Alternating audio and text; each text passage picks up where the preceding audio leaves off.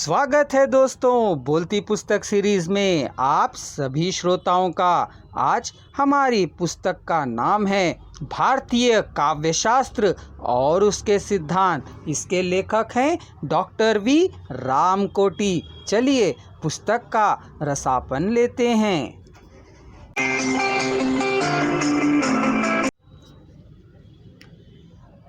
सच तो यह है कि बुद्धि, भाव, कल्पना और शैली तत्वों के संतुलित और अपरिहार्य समन्वय से ही काव्य निर्मित होता है। इन्हीं तत्वों में से अगर किसी भी तत्व का अभाव हो तो वही अभाव आधिक्य कविता की संरचना एवं प्रभाव को छिन्न भिन्न कर देता है। शायद इसी कारण से कविता के नियामक तत्वों की सूची में बुद्धि, भाव, कल्पना और शैली एक साथ समाविष्ट है, जो शब्द और अर्थ को ऊंचाइयों को स्पर्श करने वाली श्रेष्ठ रचनाओं का खिताब पाती है।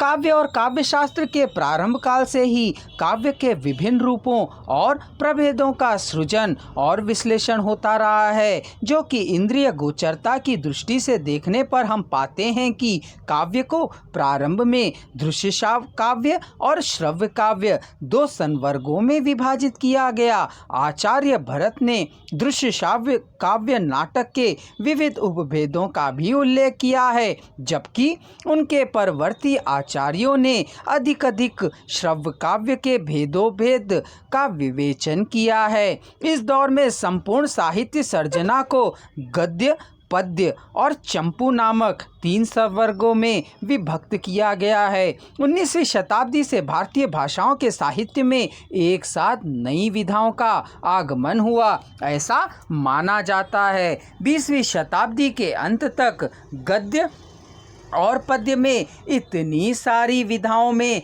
काव्य के इतने सारे रूप उपलब्ध हो गए हैं कि क्रमशः यह चुनौती बन काव्य शास्त्रियों के समक्ष खड़े हो गए हैं। प्रधानतया पद्य और गद्य में विभक्त साहित्य रूपों को कई संवर्गों में विभाजित किया गया। यह भी सच है कि आधुनिक काल में कविता के प्रतिरूपों का अधिक विस्तार नहीं हुआ, लेकिन गद्य की अनेक विधाएं सामने आईं, जिनकी अपनी संरचनात्मक विशेषताएं भी हैं और अपने सर्जनात्मक लक्ष्य। भाषा के प्रयोजन मूलक विस्तार ने साहित्य के कुछ एकदम नए विधाओं के लिए भी द्वार खोले हैं। विशेषता श्रव्य दृश्य माध्यमों ने पटकथा, विज्ञापन, रूपक, फीचर जैसे विधाओं को इधर तेजी से प्रोत्साहित भी किया। चलिए एक नज़र इन विधाओं के वर्गीकृत पर भी दौड़ाते हैं।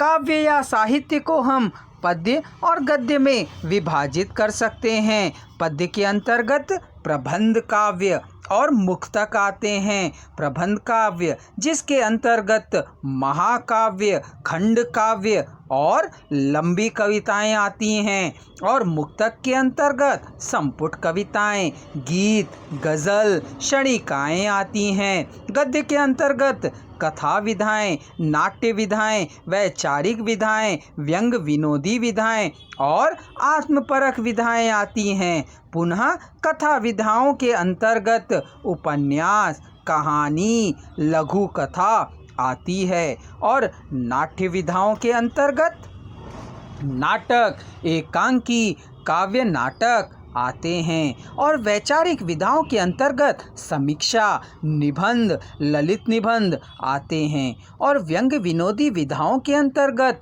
व्यंग, लघु व्यंग, चुटकुले आदि आते हैं, और आत्मपरक विधाओं के अंतर्गत आत्मकथा, संस्मरण, यात्रावृत्त, साक्षात्कार, पत्र, डायरी, जीवनी और रिपोर्टाज आते हैं।